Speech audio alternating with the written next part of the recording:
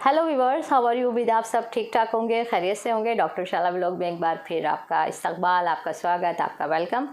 और आगे बढ़ने से पहले मैं आप लोगों से यही कहना चाहूँगी कि मेरे इस चैनल को लाइक, शेयर और सब्सक्राइब करना ना भूलें।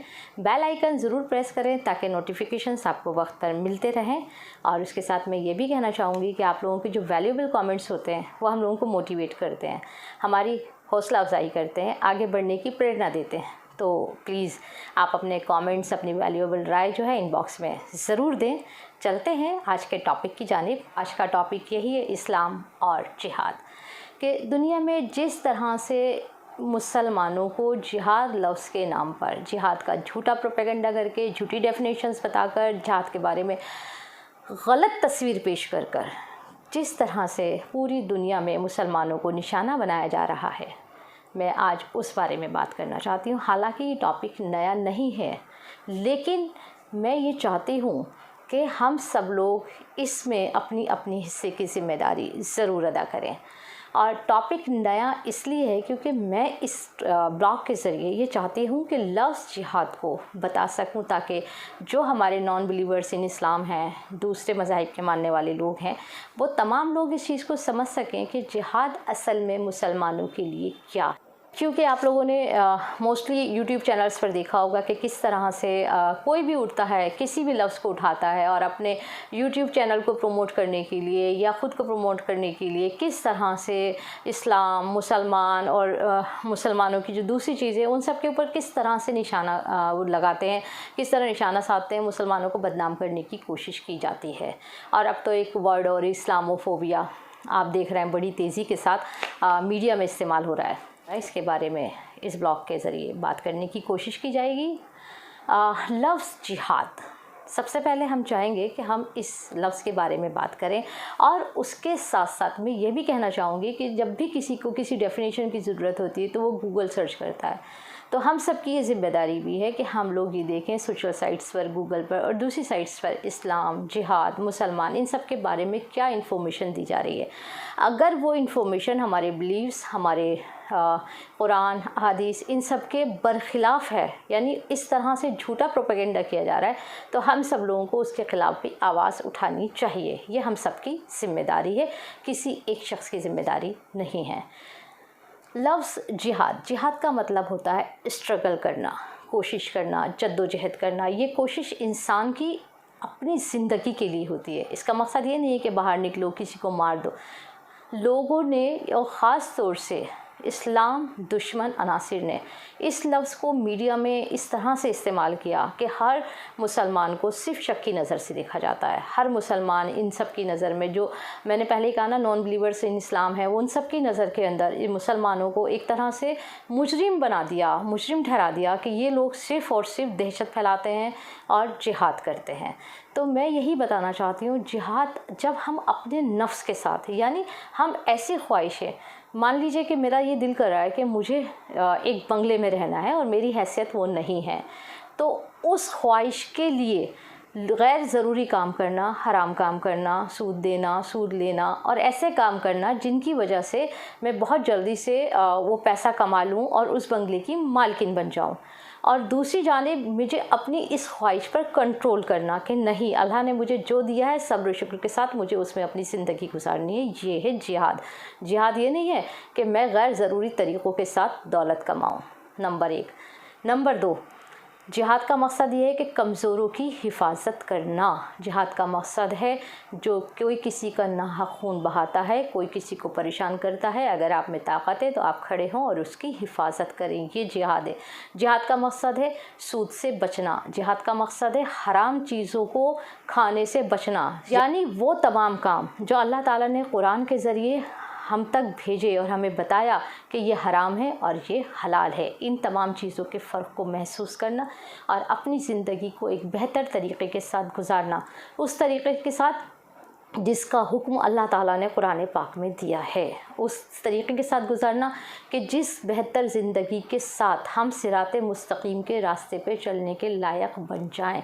क्योंकि सब जानते हैं कि मुस्लिम फ़ेथ के हिसाब से ये ज़िंदगी, ये जो हमारी फ़िज़िकल फॉर्म है ना, जिसमें हम ज़िंदगी जी रहे हैं, ये ज़िंदगी एक टेम्प्रेरी लाइफ है, एक आरसी ज़िंदगी। असल ज़िंदगी मौत के बाद शुरू होगी और ये ज़िंदगी एक इम्तिहान है। इस इम्तिहान को जितना हम अच्छे नंबरों से पास करेंगे उतना हम उस बेहतर ज़िंदगी के लायक बनेंगे। तो जब कुरान पाक में ख़ुद अल्लाह ताला ने फरमा दिया कि किसी नाहक का कत्ल करना बहुत ही बड़ा गुनाह है, तो फिर आप कैसे उम्मीद कर सकते हैं कि मुसलमान जो है वो कहीं भी जाएगा, किसी भी सूरत में किसी को भी पकड़ेगा और उसको ज़िबह कर देगा, कत्ल कर देगा। अरे जनाब, आजकल तो लफ्ज़ जिहाद के नाम पे किस तरह से मुसलमानों को निशाना बनाया जा रहा है, इससे आप भी वाकिफ़ हैं, सारी दुनिया वाकिफ़ है। लेकिन सिर्फ़ और सिर्फ इस झूठे प्रोपेगेंडे के सहारे जो स्पॉन्सर टेररिज़म है, चाहे वो अमेरिका के ज़रिए हो, चाहे वो इसराइल के ज़रिए हो, सब लोग वाकिफ़ हैं कि इन दोनों ने पूरी दुनिया को किस तरह से एक दहशत का मरकज़ बना रखा है। इनको जब भी ज़रूरत होती है ये स्पॉन्सर टेररिज़म शुरू कर देते हैं। कोई भी एक ग्रुप खड़ा हो जाता है मिलिटेंट्स का, और वो खड़े होकर अपने आप को इस्लाम का दावेदार बताता है, इस्लामिक स्टेट बनाने की बात करता है, जबकि हमारे यहाँ ऐसा कोई कंसेप्ट नहीं है। और उसके बाद उनको पूरी तरह से स्पॉन्सर किया जाता है, उनकी दहशतगर्दी के चर्चे होते हैं, सारे ज़माने में मुसलमानों की एक अजीब व गरीब तस्वीर पेश की जाती है। और उसके बाद फिर यूएन की फ़ौजें उतरती हैं, अमेरिका की फ़ौजें उतरती हैं और वो उस टेररिज़म को ख़त्म कर देती हैं। ये तमाशा हम बहुत टाइम से देख रहे हैं। अफ़गानिस्तान देख लीजिए, इराक़ देख लीजिए, सीरिया, यमन, किन किन मुल्कों का नाम लूँ, सारी दुनिया वाकिफ़ है कि इन लोगों का ये स्पॉन्सर टेररिज़म किस तरह पूरी दुनिया को बर्बाद कर रहा है।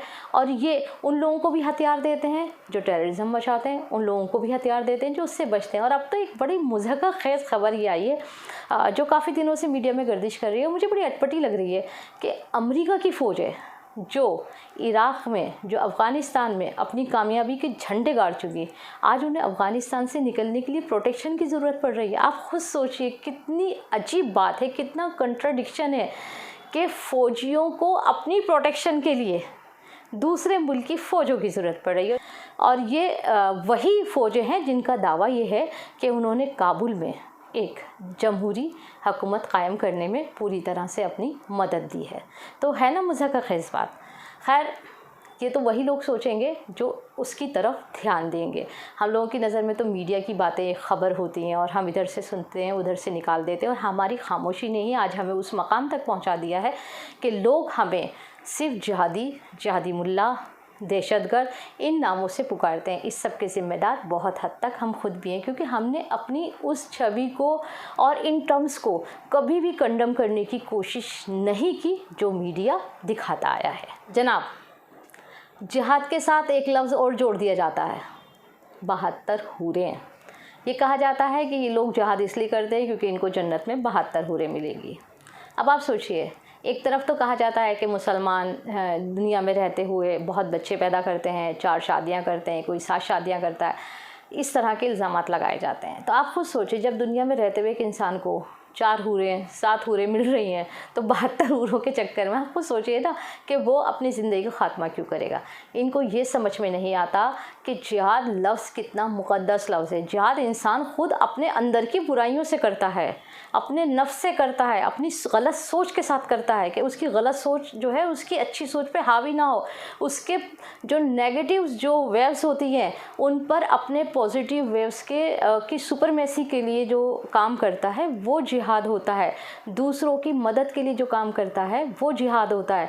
अपनी जेब में से पैसा निकाल कर, अपनी मेहनत का पैसा दूसरों की ज़रूरियात पर खर्च करता है, तो ये अपने उस नफ्स से, अपनी सोच के साथ एक जिहाद होता है, ताकि हम दूसरे लोगों की मदद कर सकें और दूसरों की मदद के लिए हम आगे आ सकें।